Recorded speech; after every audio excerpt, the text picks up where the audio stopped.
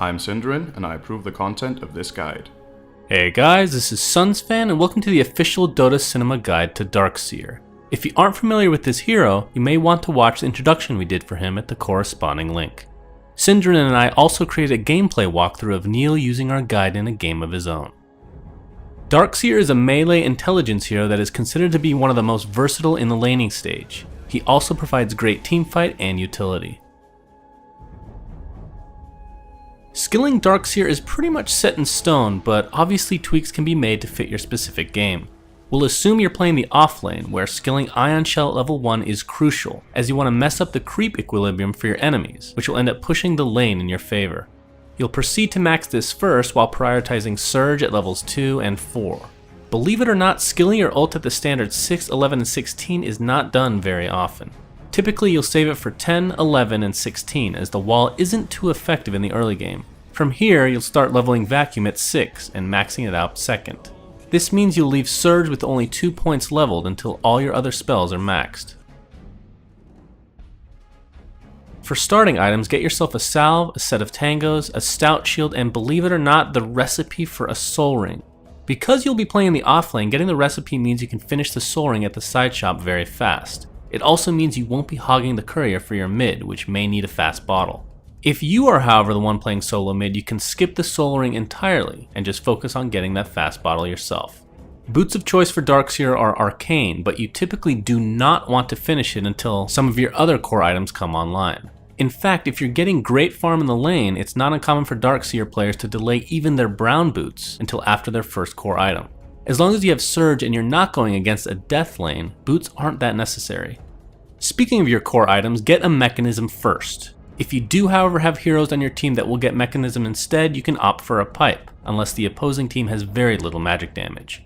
Being both the mech and pipe carrier isn't completely unheard of, but it's something you should try to stay away from, unless you feel very confident that you'll be able to get off both in a fight. For example, if you're playing against a Doom that focuses you in every fight, that is 2 major teamfight items that go unused. Past the standard defensive items, you should now start focusing on a Blink Dagger or Force Staff. They both provide you opportunities to escape and initiate to a high degree. In the late game, you can opt to build a Shiva's Guard or a Scythe of Vice. Both give you a ton of intelligence and are great in almost any situation. A Yule Scepter could also be looked at in certain situations if you aren't farming that well. For situational and luxury items, you have quite a variety to choose from. You could look at an Aghanim Scepter. It gives you great stats and makes your wall illusions deal more damage. This isn't always the best item to pick up, but if you're going against a team with 2 or more hard hitters, it becomes almost necessary to buy. Past that, you can make a case for a Ghost Scepter if you're having trouble surviving physical damage. Also, a Heart of Tarask is a good choice to tank up if you're actually getting decent farm. Items like an Assault Cuirass and Vlad are also great for your team, and last but not least, a Refresher can be absolutely amazing in the extreme late game as your ult will completely wreck face. Darkseer is one of the most versatile heroes in Dota. He also dominates in solo situations, especially against melee heroes. As we've talked about, you can put him mid, but more often than not you'll see him in the off lane. And the great thing about this hero is that much like Batrider, you don't need to stay in lane at all times, as transitioning to the jungle is definitely viable. Ion Shell is your primary damage source in the early game and provides really good harassment against melee heroes. Even so, you shouldn't completely rely on the Ion Shell damage to net you last hits, but of course that isn't always a luxury you'll have. Remember to always cast it on the second creep of the creep wave, because it won't be the first target of the enemy creeps, meaning the Ion Shell damage will remain for a longer period of time. If you're jungling, try to stack 3 or 4 times and put the Ion Shell first on a small creep, then on a larger creep. This will clear it easily without you taking any significant damage. But getting back to the laning stage, make sure to take advantage of your Ion Shell and Surge combination. While you're Surge, let the Ion Shell deal the damage. If you auto attack, you'll deal a lot less damage, plus by not auto attacking you won't aggro the tower, unless you're the only target in range. In certain situations, you can also Surge a creep that has an Ion Shell on it, to deal even more damage to an enemy that is trying to last hit under their tower. This of course is one of the greatest benefits of a Darkseer in the off lane. By applying Ion Shell after Ion Shell onto the creep waves, you'll push your wave into their tower. This will not only make last hitting a nightmare for the enemy, but will in turn push the lane back towards you. Later in the game, remember that you can apply this bad boy to allied heroes as well. This works well with any mobile hero with good chasing capabilities. For Surge, in the early game you'll primarily use this on yourself to get away from imminent danger. If you're going against stuns, it might be beneficial to wait for it and then Surge after. This of course is assuming that you'll actually live through their burst damage. We've of course already talked about its offensive capabilities, but don't forget you can use this on your teammates. And something that people tend to forget is that unless it's purged off, you cannot slow a target that is surged. Use that to your advantage against lineups with a lot of slows. In the early game, Vacuum is mostly used to reposition enemies closer to your allies. It's also quite helpful to destroy trees and cancel TPs. But in the mid to late game, Vacuum is the most feared spell of Darkseer in competitive gaming.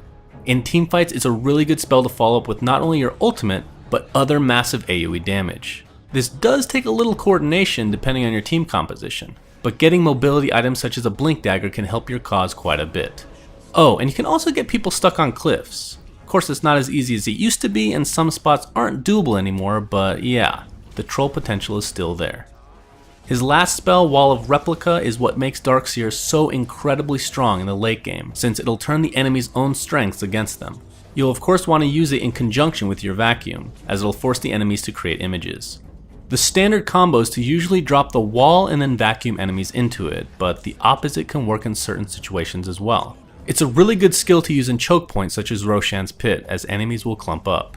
Of course, creating images of your foes doesn't mean your job is done. Remember to control the illusions instead of having them do their own thing. And although BKB counters Darkseer a fair amount, as you can't set up the vacuum combo properly, the wall will still create illusions of them. So at times, positioning the wall in a way that the enemy is forced to walk into it can be acceptable. Friends of Darkseer are heroes that can hold enemies in position long enough to get crushed by their own illusions. The best examples here would be of course Magnus with his RP and Enigma with Black Hole. Another mention should however go to Disruptor and Gyrocopter, since they interact quite nicely as well. Other than that, his Ion Shell is devastating on melee gankers like a Night Stalker, Axe, and Lycan. And let's not forget about one of the storied combos in Dota history, Darkseer and Naga Siren. Obviously it's not as broken a combo as back then, but the synergy is still there as long as you have a little coordination.